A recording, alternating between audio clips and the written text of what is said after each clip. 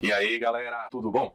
Hoje a nossa revisão vai ser um pouquinho diferente. A gente vai falar agora sobre a independência das 13 colônias da América. Só que para a gente começar a entender um pouquinho sobre essa independência do que nós vamos chamar hoje de Estados Unidos, vamos fazer um pouquinho diferente. Primeiro vamos voltar no tempo e lembrar sobre o processo de ocupação das 13 colônias. Como assim esse processo de ocupação das 13 colônias, professor? Pois é, quando a gente fala dos Estados Unidos, a gente está falando então de uma ocupação diferenciada. Em que aspecto? Tanto no norte quanto no sul, nós tivemos dois tipos diferentes de colonização. Na região norte, a gente passa a ter uma colonização onde houve uma certa perseguição religiosa, onde determinados grupos religiosos, com medo de serem perseguidos e mortos lá na Inglaterra, começaram a entrar num barquinho chamado Mayflower e vieram para as 13 colônias da América. Aqui passaram a desenvolver um comércio de atividades, sendo trabalhadores assalariados, aonde eles também são profissionais liberais. E com isso, o clima lá na região norte era muito parecido com o clima europeu. Então eles começaram a se desenvolver. Mas um detalhe é muito importante. Na região norte, eles possuíam uma certa autonomia administrativa. Ué, como assim autonomia administrativa?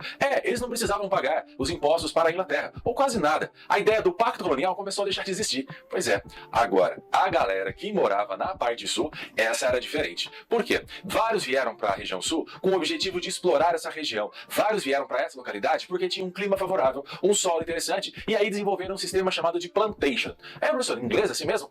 Plantation.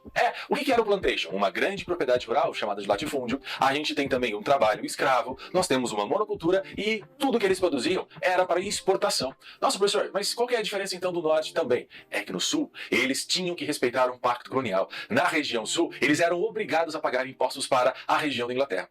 Tá, então nós tínhamos uma diferença entre o norte e o sul? Exatamente. Isso é o nosso ponto principal. O que acontecia além disso tudo? A região norte, por ela possuir uma certa liberdade, realizava comércio com diversas outras regiões, como por exemplo na África, onde eles vendiam rum, a região das Antilhas, onde eles compravam açúcar, então eles tinham uma liberdade. Podemos dizer até que, inclusive, eles nasceram em liberdade, ok? Só que a Inglaterra acabou se envolvendo numa guerra lá na região norte, entre o Canadá e as 13 colônias. E nessa região, uma disputa envolvendo Inglaterra e França, chamada de Guerra dos 7 Anos, acabaram levando a Inglaterra a uma grande vitória. Mas isso causou um problema muito sério, que foi o quê? Um endividamento. Para a Inglaterra recuperar o seu status de ser a grande e poderosa rainha do mundo, ela então teve que olhar para as 13 colônias e falar: 13 colônias, vocês precisam me ajudar.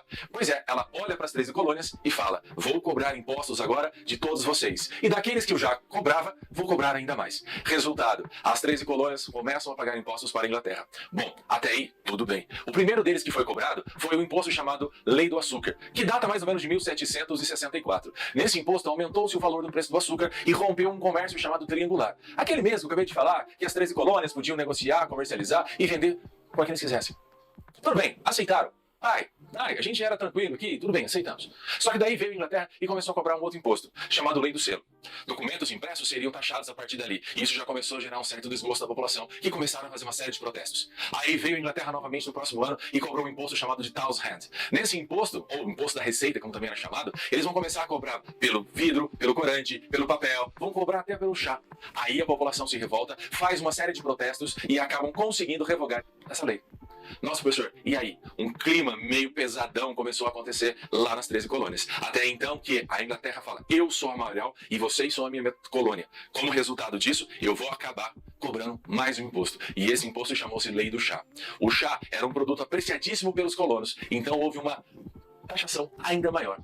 E aí, com a criação da lei do chá, alguns colonos quiseram protestar. E como que eles fizeram isso? Se disfarçaram de índios no meio da noite. Quando chegou os navios carregados de chá, entraram no porto, prenderam os marinheiros, arrebentaram as caixas de chá e jogaram tudo no mar de Boston.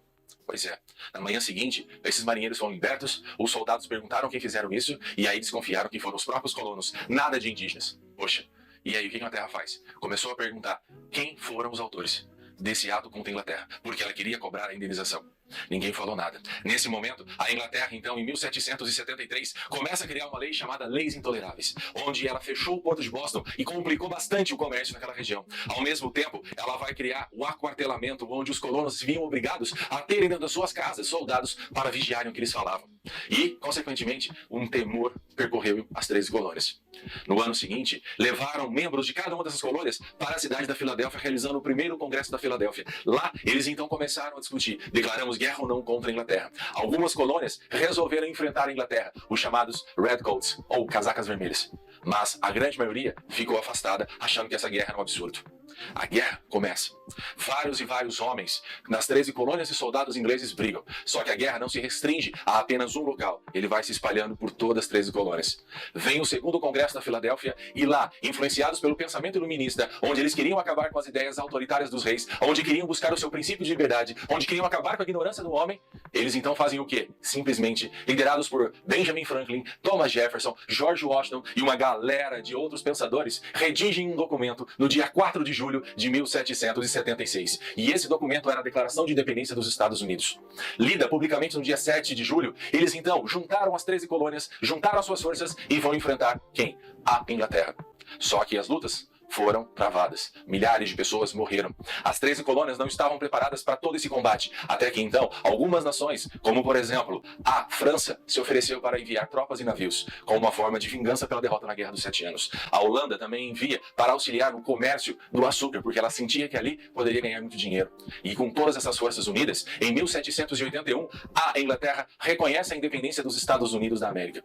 De 1781 até 1787, os nossos amigos americanos redigem a primeira Constituição e lá estabelecem uma república, a divisão em 3 poderes, que eram ideias iluministas. Eles acabam estabelecendo o voto censitário, eles estabelecem o direito de propriedade. No entanto, eles não dão direito às mulheres, eles não acabam com a escravidão. A Constituição estabelece vários caráteres de liberdade e de igualdade entre os homens, mas algumas parcelas da população ficam isoladas.